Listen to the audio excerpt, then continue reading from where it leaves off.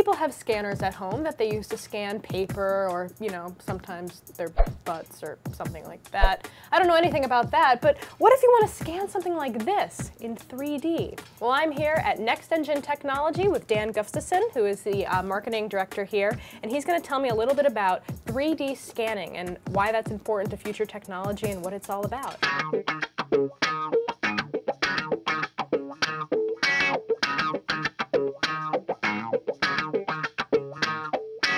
Basically, 3D scanning is a technology that's been around for quite a while, but what we've done is made it very affordable and very easy to use, so it allows people throughout the world in different industries to do things faster, and even things they couldn't do before, they can now do them with 3D scanning.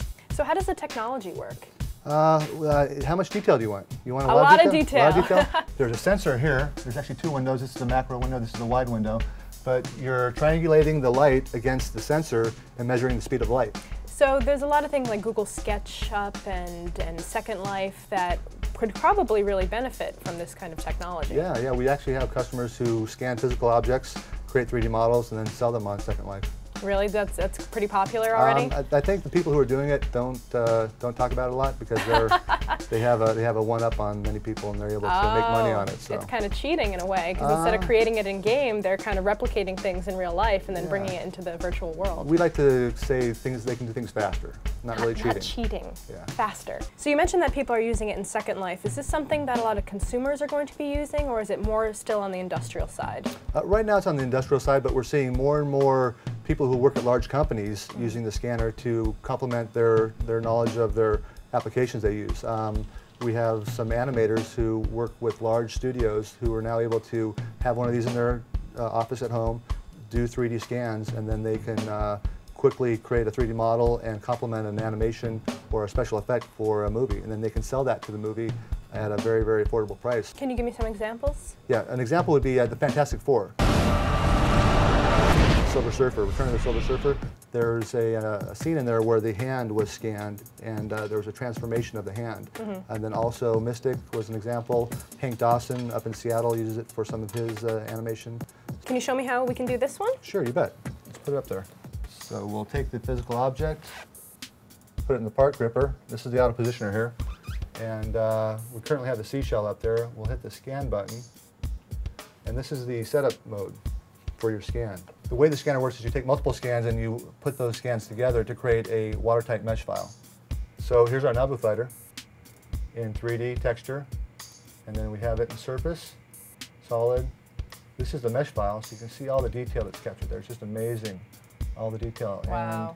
And the multi-laser precision that we have on the scanner actually allows us to get rid of any noise so that you don't have spikes in scan data, which is a typical danger of scanners that have a single beam. Can you show me some of the scans in action, some things that you've worked on in the past? Yeah, absolutely. We have some right here. Oh. Well, that was convenient. Yeah, Here's some physical objects that are mechanical in nature. We have some 3D prints, actually. This is a manifold. This is also a manifold from an old vehicle from a popular car collector in Southern California. It's a 1922 Bugatti part. We don't have the actual aluminum piece, but this is really what it looked like when it came in. Imagine this ABS print in aluminum. You can see a hole here, you can see all the rough edges on the outside here.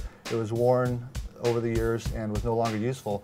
So what we did is we created the 3D model off a scan and then took it into software that allowed us to reverse model. So we were able to generate an idealized part from scan data. So this is almost like Star Trek technology. This is like the precursor to a replicator in a way. Right.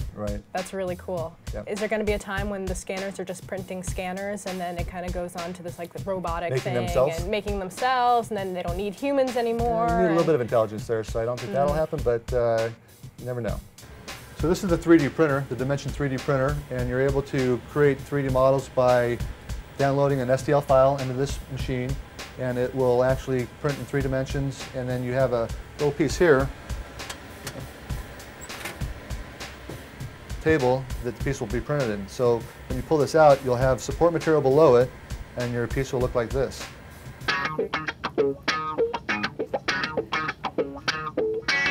So from what I can see so far, I imagined it to be trimming away from a material, and it doesn't look like that at all. It's like it's making something out of nothing. What is it doing? Right, well there's two methods of manufacturing. There's additive and subtractive. This is additive, where it's actually printing something from nothing subtractive is when you actually have a physical object and you're cutting away from it. Oh, okay. So thank you so much for showing us this. It's really incredible, and I can see how it's going to really be something that's used a lot in the future. But one question, where's the button for mocha? We're working on that, but it's going to be right here. Oh, great. Thank you so much. See you guys next time.